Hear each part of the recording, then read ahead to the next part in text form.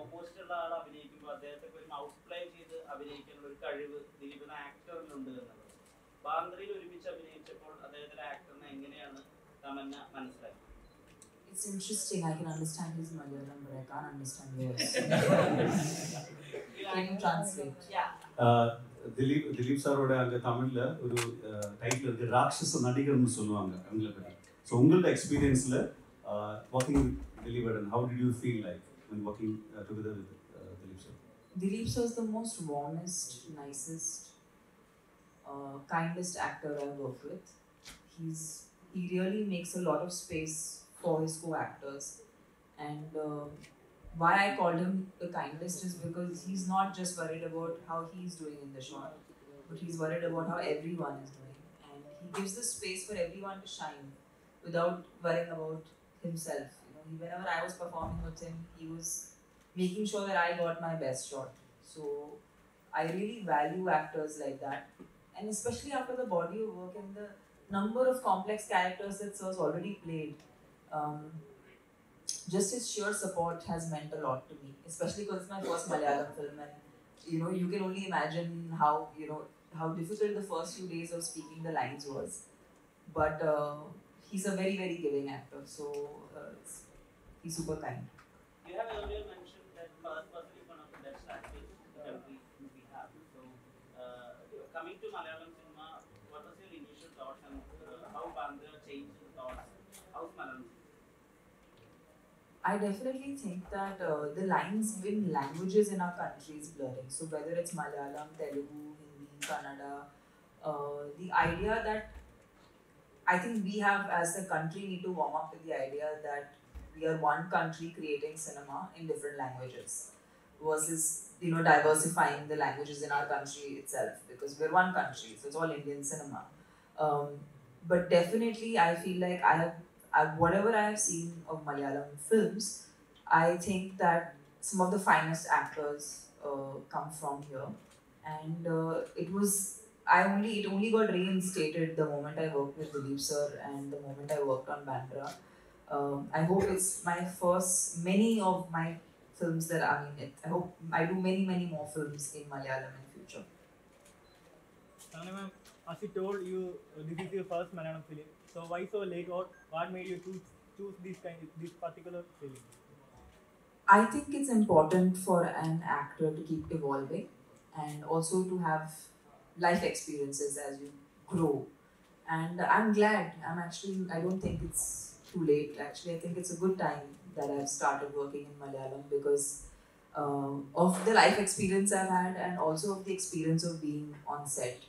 If I have to work with great actors like Dileep sir and some fantastic actors in your film industry, I must do a good job. So I think I'm ready, and I'm very excited that this is my first.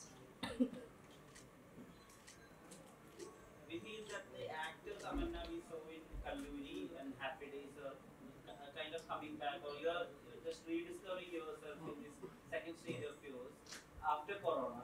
So what is... You saying COVID did me well? Yeah. So what actually changed as an actor? And in Bandra, we are not just seeing the South Indian diva, the glamorous Tamannaah, but we are also seeing the actor Tamannaah, the performer Tamannaah as well. So what changed after COVID, the selection of films?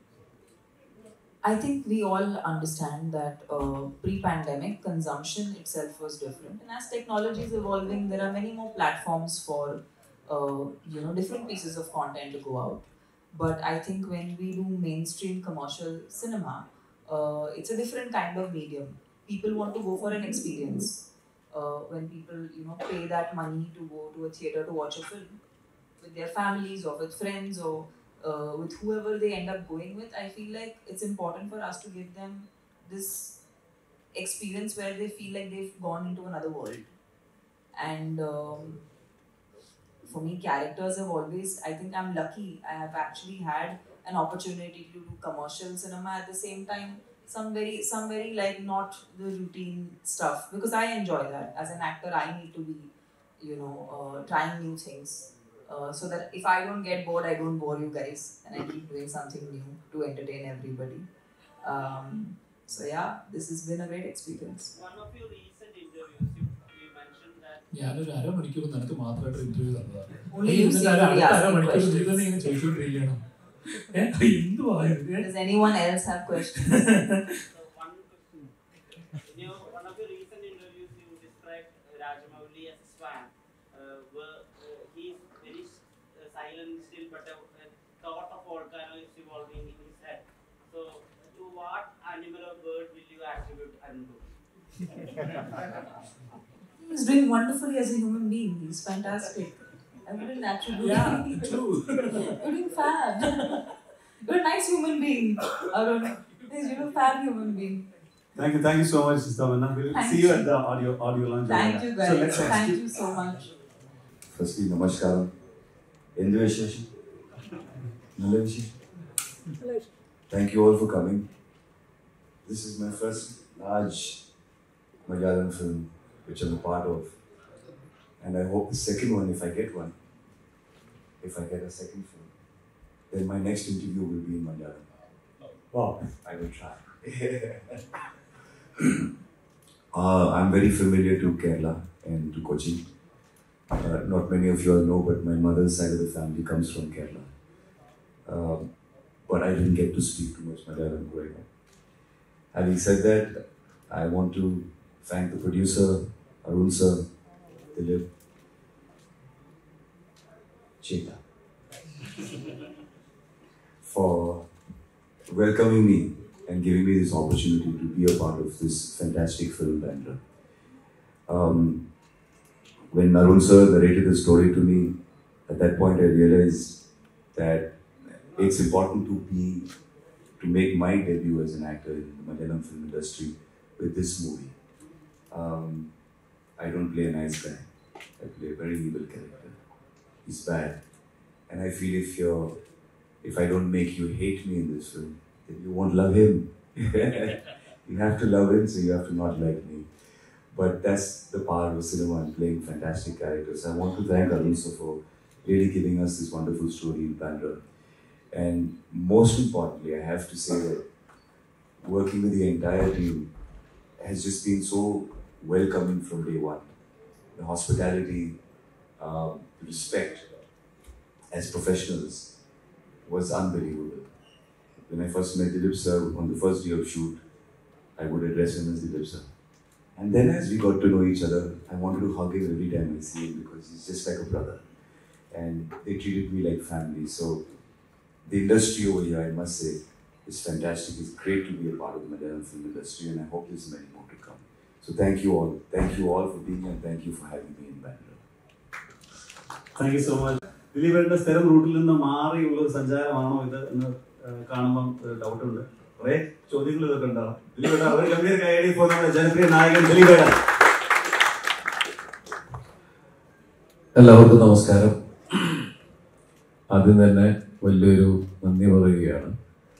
കഴിഞ്ഞ cinema voice of Sathyanathan നിങ്ങളെല്ലാവരും support ചെയ്തു, അത് ജനങ്ങളിലേക്ക് എത്തിച്ചു, ജനങ്ങൾ തിയേറ്ററിൽ വന്നു, വലിയ സന്തോഷം. അതിന് ഞാൻ ആദ്യം തന്നെ നന്ദി പറയുന്നു. ഇത് ബാന്ദ്ര വലിയ സിനിമയാണ്. അത്രയധികം സ്പെൻഡ് ചെയ്ത ഞങ്ങളുടെ നിർമ്മാതാവ് അജിത്, അതുപോലെ രാമലീലയ്ക്ക് ശേഷം ഞാൻ അഭിനയിക്കുന്ന അരുൺ ഗോപിയുടെ കൂടെ ഞാൻ വർക്ക് ചെയ്യുന്ന രണ്ടാമത്തെ ചിത്രം. അരുൺ ഗോപി രാമലീല ചെയ്തു, നിങ്ങൾ കണ്ടതാണ്. അതിനുശേഷം എനിക്ക് കിട്ടിയ വളരെ വ്യത്യസ്തമായിട്ടുള്ള ഒരു കഥാപാത്രമാണ് അലൻ അലക്സാണ്ടർ ഡൊമിനിക് എന്ന് വിളിക്കുന്ന ആല. ഇതിൽ നമ്മളുടെ കൂടെ ഒരുപാട് താരങ്ങളുണ്ട്. ഈ സിനിമ അതിൽ നിങ്ങളിപ്പോൾ കണ്ടതാണ് തമന്നാജി. നമ്മൾ ഈ സിനിമയുടെ കഥ കേട്ടപ്പോൾ തന്നെ നമ്മുടെ മുമ്പിൽ വന്ന ഒരേ ഒരു രൂപം ഉണ്ടായിരുന്നുള്ളത് തമന്നാജിയുടെ ആയിരുന്നു. നമുക്കറിയില്ലായിരുന്നു അവർ വരുമോ, ഈ സിനിമയിൽ അഭിനയിക്കുമോ, കാരണം മലയാള സിനിമയിൽ അവർ അഭിനയിച്ചിട്ടില്ല. അപ്പോൾ ആ സമയത്ത് നമ്മൾ ചെന്ന് കഥ പറഞ്ഞു. കഥ പറയുമ്പോൾ ആ കഥ അപ്പം തന്നെ ഇഷ്ടപ്പെടുകയും ഞാൻ ആ സിനിമയിൽ അഭിനയിക്കുന്നു എന്ന് പറയുകയും ചെയ്തെടുത്തു നിന്നാണ് ഈ പ്രോജക്റ്റ് ഓണായത്. കാരണം അവരില്ലാതെ ഈ സിനിമ നമുക്ക് ഒരു വേറൊരാളെ ചിന്തിക്കാൻ പറ്റിയിരുന്നില്ല. അതുപോലെ തന്നെ ദിനമറിയോ അദ്ദേഹം പറഞ്ഞ പോലെ നമ്മളൊരു അടുത്തറിഞ്ഞപ്പോൾ നമ്മൾ സ്ക്രീനിൽ മാത്രം കണ്ടിട്ടുള്ള നമ്മൾ ഒരുപാട് ആരാധിച്ചിട്ടുള്ള ഒരു വലിയ ആക്ടറാണ്. നമ്മൾ ഓർമ്മയുണ്ടാകും റാസ് തുടങ്ങിയ സിനിമകളൊക്കെ. അപ്പോൾ നേരിട്ട് കാണുകയും പരിചയപ്പെടുകയും പിന്നെ അദ്ദേഹം ഈ സിനിമയിൽ അതിഗംഭീരമായിട്ടാണ് പെർഫോം ചെയ്തിരിക്കുന്നത്. അത് ഭയങ്കര സെറ്റിലായിട്ടുള്ള എക്സ്പ്രഷൻസ് പോലും നമുക്ക് ഭയങ്കര രസകരമാക്കാവുന്ന രീതിയിൽ. അതുപോലെ നമ്മുടെ ഈ സിനിമയ്ക്ക് വേണ്ടി ഒരുപാട് സമയം ചെലവഴിച്ച ഒരുപാട് താരങ്ങൾ, മറ്റു താരങ്ങളുണ്ട്. സിദ്ദിഖ, ഗണേശേട്ടൻ, ഷാജോൺ, അതുപോലെ ഇതിലെ മറ്റൊരു നായികയാണ് മമത, തുടങ്ങിയ ഒരുപാട് കലാകാരന്മാർ, ശരത്കുമാർ സാറ്, വി.ടി. ഗണേഷ് സാറ്.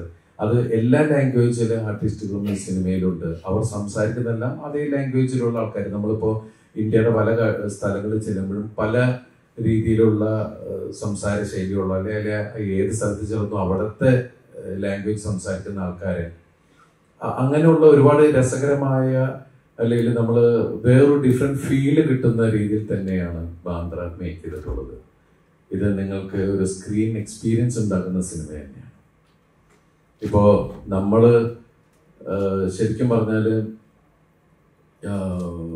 ഒരുപാട് അന്യഭാഷാ ചിത്രങ്ങൾ രണ്ട് കൈ നീട്ടി സ്വീകരിക്കുന്നവരാണ് നമ്മൾ മലയാളികൾ. അപ്പം നമ്മുടെ ഭാഗത്തുനിന്ന് നമ്മൾ കേരളം ഒരു കൊച്ചു സ്ഥലമാണ്. ഇവിടെ നിന്നൊരു സിനിമ ഉണ്ടാക്കുന്നതിൻ്റെ പരിമിതികളുണ്ട്. ആ പരിമിതികളെ കവർ ചെയ്തിട്ട് തന്നെയാണ് ഈ സിനിമ നിർമ്മിച്ചിരിക്കുന്നത്. അപ്പോൾ ആ സമയത്ത് നിങ്ങളുടെ സപ്പോർട്ടാണ് വളരെ ആവശ്യം. കാരണം നമ്മൾ മലയാളികൾക്കും ഇങ്ങനെ ഒരു സിനിമകൾ ഉണ്ടാക്കാൻ നമുക്ക് അതിനൊരു ശ്രമം, അത് നിങ്ങൾ കണ്ടില്ല എന്ന് നടിക്കരുത്. നിങ്ങൾ ആ ശ്രമത്തെ വലിയൊരു വിജയമാക്കാൻ നിങ്ങളുടെ സപ്പോർട്ടാണ് ആവശ്യം. ത്രൂ ദ മീഡിയ നിങ്ങളിത് ജനങ്ങളിലേക്ക് എത്തിക്കുക, മാക്സിമം സപ്പോർട്ട് ചെയ്യുക. അതൊക്കെയാണ് ഈ സമയത്ത് പറയാനുള്ളത്. ഈ സിനിമയിൽ നിങ്ങൾക്ക് ഇഷ്ടപ്പെട്ട, ഞാൻ വിട്ടുപോലും ക്ഷമിക്കണം, ഒരുപാട് ആക്ടേഴ്സ് വേറെയുണ്ട്. ലെന്ന, ഈശ്വർ റാവു തുടങ്ങിയ അങ്ങനെ ശരത് സഭ തുടങ്ങിയ ഒരുപാട് പേര് ഈ സിനിമയിലുണ്ട്. അപ്പോൾ നിങ്ങൾക്ക് ഈ സിനിമ എന്നെ സംബന്ധിച്ച് വലിയ സിനിമ തന്നെയാണ്. ഞാൻ ഇതുവരെ ചെയ്തതിൽ നിന്ന് വളരെ വ്യത്യസ്തമായിട്ടുള്ള ഒരു സിനിമയാണ്. നിങ്ങളുടെ സപ്പോർട്ടാണ് ആവശ്യം. Thank you. ഇത്രയും വലിയൊരു ക്യാൻവാസിൽ വരുന്നൊരു സിനിമയാണ് ബാന്ദ്ര. പക്ഷെ നമ്മൾ മുന്നേ ഒരു കുറച്ച് സിനിമകൾ പാൻ ഇന്ത്യൻ ലെവലിൽ ഇറങ്ങിയ കുറെ സിനിമകൾ അത്രമാത്രം പ്രതീക്ഷയുടെ മലയാളി പ്രേക്ഷകർ തിയേറ്ററിൽ ഒരു പ്രതീക്ഷ അത്രത്തോളം കിട്ടുന്നില്ല. അപ്പോൾ നമ്മളൊരു സിനിമ ട്രെയിലർ വരുമ്പോഴോ അല്ലെങ്കിൽ ടീസർ വരുമ്പോഴോ സിനിമയുടെ യഥാർത്ഥ ഒരു അതേ ഉണ്ടാവുമല്ലോ, ഗ്രാമീണം എന്നുള്ള രീതിയിൽ ഒരു രീതിയിലും പ്രേക്ഷകർക്ക് നമുക്ക് കൊടുക്കാൻ പറ്റുന്നില്ല. അവർ പ്രതീക്ഷിച്ച രീതിയിലായിരിക്കും തിയേറ്ററിൽ കാണുമ്പോൾ സിനിമകൾക്ക് സംഭവിക്കാൻ പോകുന്നത്. അപ്പൊ യഥാർത്ഥത്തിൽ ബാന്ദ്ര എന്ന സിനിമ എത്രത്തോളം പ്രതീക്ഷ കൊടുക്കുന്നുണ്ട് പ്രേക്ഷകർക്കായി? നമ്മള് ഒരു അവകാശവാദങ്ങളും ഇല്ലാതെയാണ് ഈ സിനിമയായിട്ട് വന്നിരിക്കുന്നത്. പാൻ ഇന്ത്യ എന്ന് നമ്മൾ പറയും. ഇതിൽ പല ലാംഗ്വേജിലെ ആക്ടേഴ്സ് ഇല്ല അഭിനയിച്ചിട്ടുണ്ട്. പക്ഷെ ഈ സിനിമ ഞാൻ ഇതുവരെ അഭിനയിച്ചിട്ടുള്ളതിൽ വലിയ സിനിമയും ഞാൻ ഇതുവരെ ചെയ്തെന്നുള്ള വ്യത്യസ്തമായിട്ടുള്ള ഒരു കഥാപാത്രമായിട്ടുള്ള ഒരു സിനിമയാണ്. ഈ സിനിമ നിങ്ങളെ ഒരു സ്ക്രീൻ എക്സ്പീരിയൻസ് കൊണ്ട് എൻഗേജ് ചെയ്യിപ്പിക്കുമെന്നാണ് ഞങ്ങൾ വിശ്വസിക്കുന്നത്. പിന്നെ ഇത് പുറത്തെല്ലാവരും പറയുന്നത് ഡോൺ ആണ്, അണ്ടർവേൾഡ് ആണ്, അങ്ങനെയുള്ള സിനിമയല്ല ഇത്.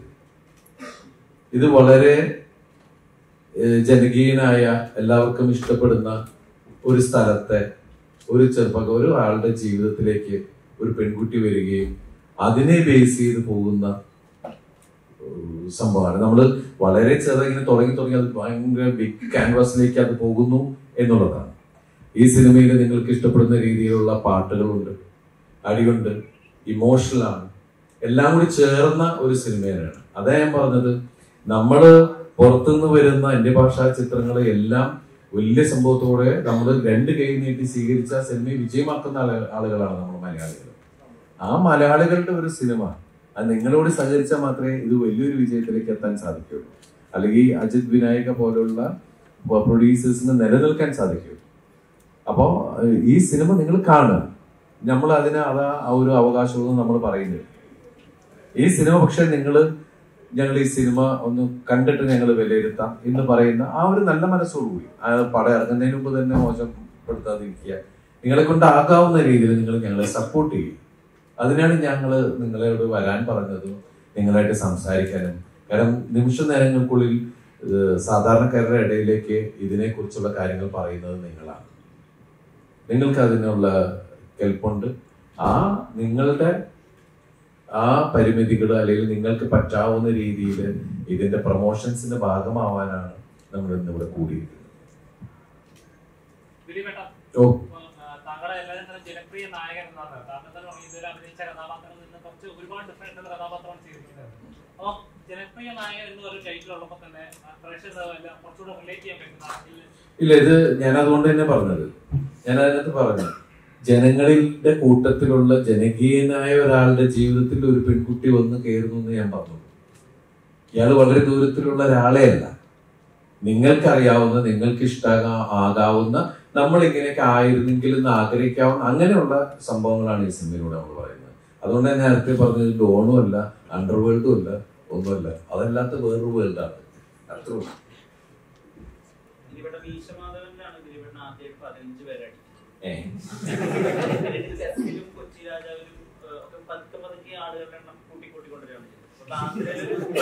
നമ്മളെ വീട്ടില്ല.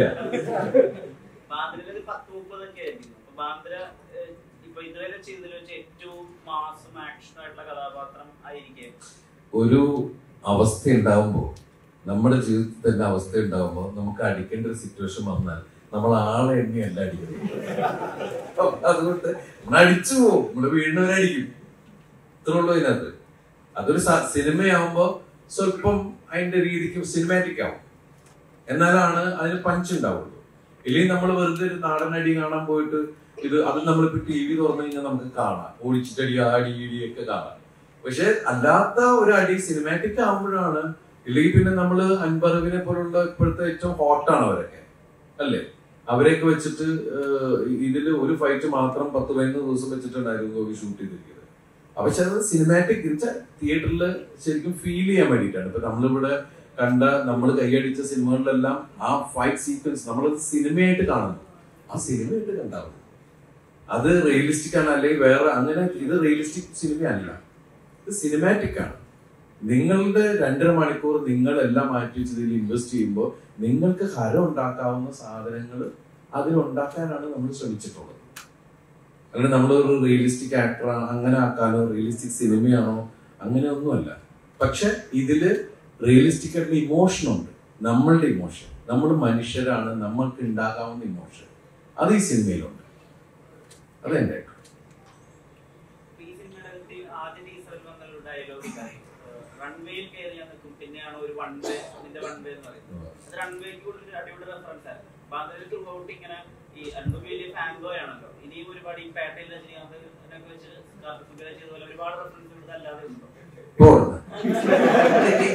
ചോദിച്ചാല് അങ്ങനെയൊന്നുമല്ല. ഈ സിനിമ ആവശ്യപ്പെടുന്ന രീതിയിലുള്ള സാധനങ്ങൾ ഈ സിനിമ. അല്ലാണ്ട് ഈ സിനിമ ഒരു പഞ്ച് ഡയലോഗ് പറയുന്ന ഹീറോ അങ്ങനത്തെ അല്ല. അയാള് വിചാരിക്കാത്ത സീക്വൻസുകളിലൂടെ ആണ് ഫേസ് ചെയ്ത് പോവാന്ന് പറയില്ലേ. അവിടെ ഒരു ആവശ്യമുണ്ടെങ്കിൽ ഒരു സാധനം പറയുക എന്നുള്ളൂ. സോറി.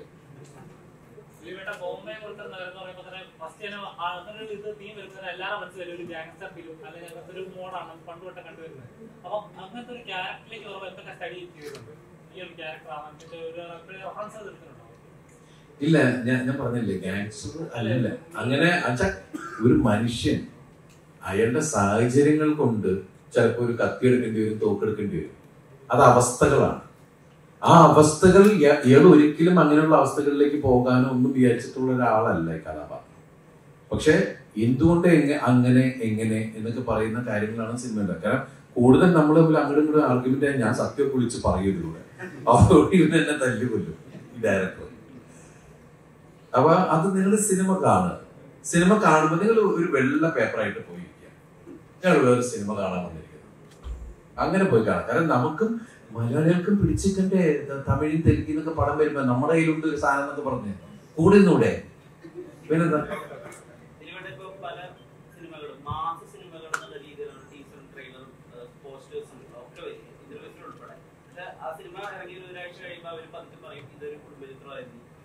നമ്മൾ ആദ്യമേ പറയണു.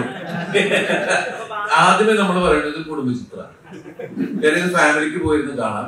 ഇത് എന്റെ ആല എന്ന് പറഞ്ഞ കഥാപാത്രത്തിന്റെ ഫാമിലിനെ ബേസ് ചെയ്യുന്ന ഒരു സിനിമ കൂടിയാണ്. അപ്പൊ അതുകൊണ്ട് ഫൈനലി നമ്മൾ ആദ്യമേ പറഞ്ഞു കുടുംബമുണ്ട് ഇതിനകത്ത്, അമ്മയും അച്ഛനൊക്കെ ഉള്ള ഒരാൾ തന്നെയാണ്.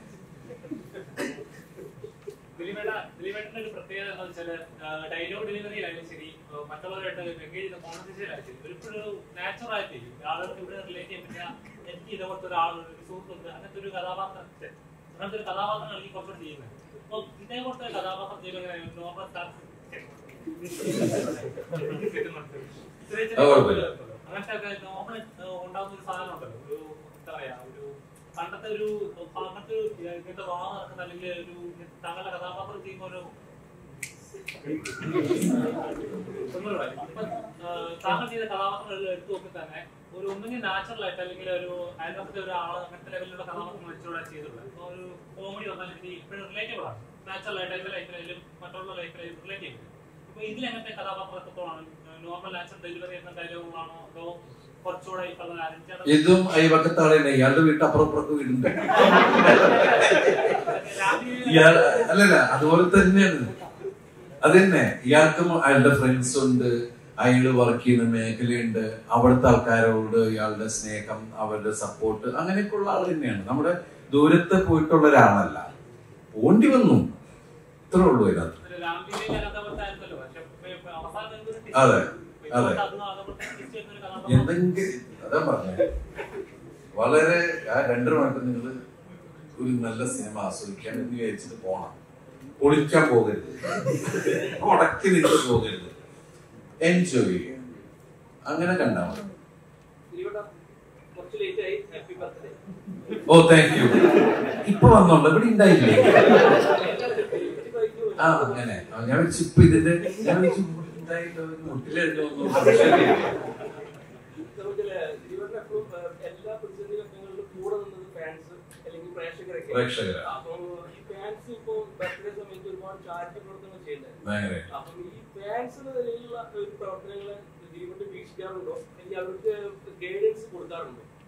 ഇല്ല, ശരിക്കും 3-5 വർഷമായിട്ട് നമ്മള് ഇതിൽ നിന്ന് ഇങ്ങനെ മാറി നിൽക്കുമ്പോഴും ഫാൻസിലെ ദിലീപ് ഫാൻസ് വെൽഫെയർ അസോസിയേഷനിലെ എന്റെ സഹോദരങ്ങൾ ചെയ്യുന്ന അവര് തന്നെ ഓരോ കാര്യങ്ങള് ഇറങ്ങി നിന്ന് ചെയ്യുന്നു എന്ന് പറഞ്ഞ വലിയ മനസ്സാണ്. അവർക്ക് അതിന്റെ അനുഗ്രഹം, ദൈവത്തിന്റെ അനുഗ്രഹം ഉണ്ടാവും. അതുപോലെ അത്രയും ചാരിറ്റി അവർ ചെയ്യുന്നുണ്ട്. അതിന് അവരോട് എനിക്ക് തീർത്താത്ത നന്ദി കടപ്പാടൊക്കെ ഉണ്ട്. അരുണേട്ടാ, രാമലീല എന്ന് പറഞ്ഞൊരു ചിത്രം നോക്കുമ്പോൾ ബിഗ് ആക്ഷൻ രംഗങ്ങൾ വളരെ കുറവാണ്. വലിയ ആക്ഷൻ കാണിക്കാതെ തന്നെ സിനിമ ഹിറ്റാക്കാമെന്ന് തെളിയിച്ച ഒരാളോടാണ്. അപ്പൊ അതിൽ നിന്ന് സെയിം ആക്ടറിനെ വെച്ചിട്ട് ആക്ഷൻ ഓറിയന്റഡ് ആയിട്ടുള്ള ഒരു സിനിമ ചെയ്യുമ്പോൾ അതെങ്ങനെ ഉണ്ടായിരുന്നു? അല്ല, അത് ഒരു സ്ക്രിപ്റ്റ് ഡിമാൻഡ് ചെയ്യുന്നതാണ് അതിൻ്റെ ആക്ഷൻ സീക്വൻസസ്. നമ്മൾ പർപ്പസ്ഫുള്ളി ഇതിനകത്ത് ആക്ഷൻ വേണ്ട അല്ലെങ്കിൽ ഇതിനകത്ത് ആക്ഷൻ വേണം എന്ന് തീരുമാനിച്ചിട്ടല്ല ചെയ്യുന്നത്. ഒരു കഥ, അതിൻ്റെ കഥാപശ്ചാത്തലം, ആ കഥ പോകുന്ന വഴികൾ, അതൊക്കെയാണ് ഒരു സിനിമയിൽ ആക്ഷൻ വേണമോ വേണ്ടേ എന്ന് തീരുമാനിക്കുന്നത്. രാമലീലയുടെ കഥാപശ്ചാത്തലവും കഥ പോകുന്ന വഴികളിലും ഒന്നും നമുക്ക് ആക്ഷൻ്റെ ആവശ്യം ഉണ്ടായിരുന്നില്ല. അത് ഭയങ്കര ബ്രില്യൻ്റ് ആയിട്ട് ഒരാളയാളുടെ മൈൻഡ് ഗെയിം കൊണ്ട് ചെയ്യുന്നൊരു കാര്യമാണ്. അപ്പോൾ അതിനകത്ത് നമുക്ക് ആ ശക്തിയല്ല, ബുദ്ധിയാണ് കുറച്ച് കൂടുതൽ ഉപയോഗിക്കേണ്ടി വന്നിരുന്നത്. ഇവിടെ കുറച്ചുകൂടി പവർഫുൾ ആയിട്ടുള്ള ഒരാളാണ്, ഒരു അല്പം കൂടി ഒരു ശക്തി ഉപയോഗിക്കാൻ പ്രാപ്തിയുള്ള ഒരാളാണ് ആല എന്ന് പറയുന്ന ക്യാരക്ടർ.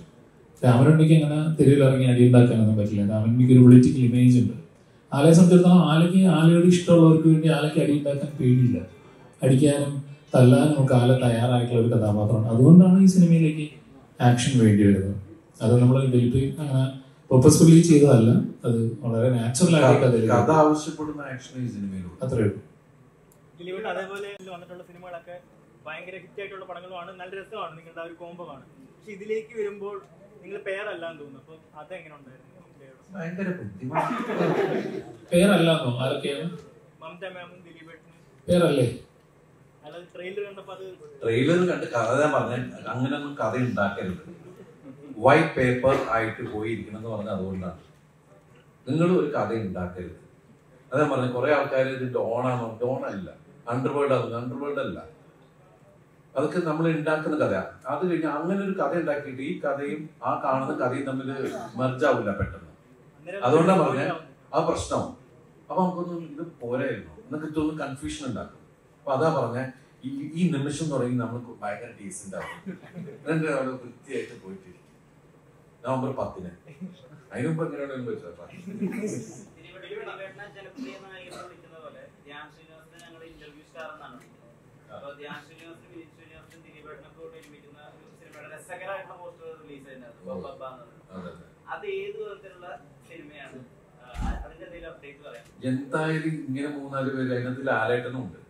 അപ്പൊ ഇത്രയും പേര് വരുമ്പോ തന്നെ ഒരു ഭ്രാന്തൻ സിനിമയിൽ അതിനകത്ത് എഴുതിയിട്ടുണ്ട്, welcome to the world of madness. ഓ അതെ,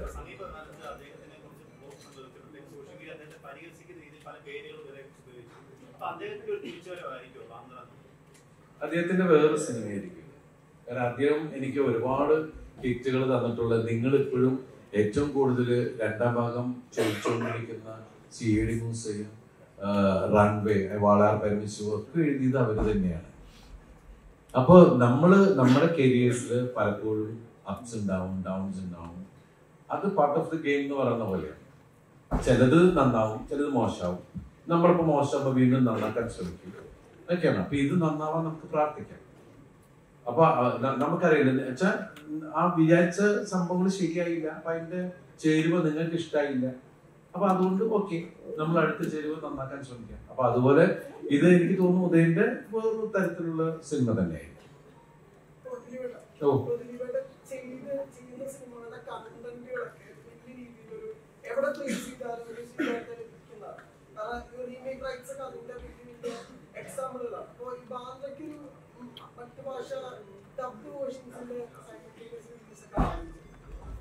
അല്ല, ഇത് ഏത് ലാംഗ്വേജിലും വരാൻ ഉപയോഗിക്കാവുന്ന ഒരു കഥ തന്നെയാണ്. ഇപ്പൊ വേണമെങ്കിൽ നാച്ചുറലി അങ്ങനെ സംഭവിച്ചേക്കാം. ഡബ് ചെയ്യുന്നുണ്ടെന്നാ പറഞ്ഞത്. നമുക്ക് ഒരു ക്വസ്റ്റ്യൻ കൂടെ വെച്ചിട്ട്, അതായത് ബോഡി ലോഞ്ച് ഓൾറെഡി. അപ്പൊ ഒന്ന് നമുക്ക് ഇനി ബാക്കി കാണുമ്പോൾ നമുക്ക് അവിടെ ചെയ്യാം. നമുക്ക് അവിടെ ചോദിക്കാം.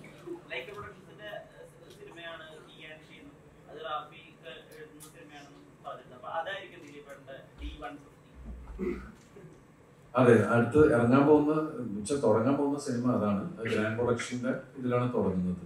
അത് കഴിഞ്ഞിട്ടാണ് മറ്റുള്ള കാര്യങ്ങളിലേക്ക് വരുന്നത്. സന്തോഷം. അപ്പം